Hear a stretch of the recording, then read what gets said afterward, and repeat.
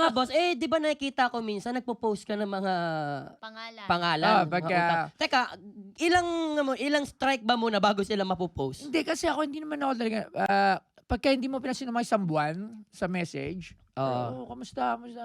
Kailan ba yan? Hindi, walang scene. Tago lang, kamusta po? Buboy Bilyar.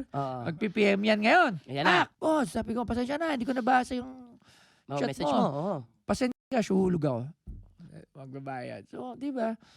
Pero lagi nyo tatandaan, mas okay nga makipag-communicate kayo. Pero pag nakikipag-usap naman kayo, tutuwanin nyo. Kasi minsan, kasi may kipag-usap sa'yo, para hindi ka masingil, kukwentuhan ka.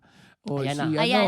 ano. Ano ang mga excuse ng mga taong ayaw magbayad ng utang? Ayan, Go. gusto ko malaman. Actually, hindi ko naman sinasabing ayaw nila magbayad ng utang. Minsan Walang talaga, kapasidad. walang-wala talaga. Alam mo, Okay. lagi ko rin yung iniisip eh. Hindi naman ako ganun ka nanggigipit.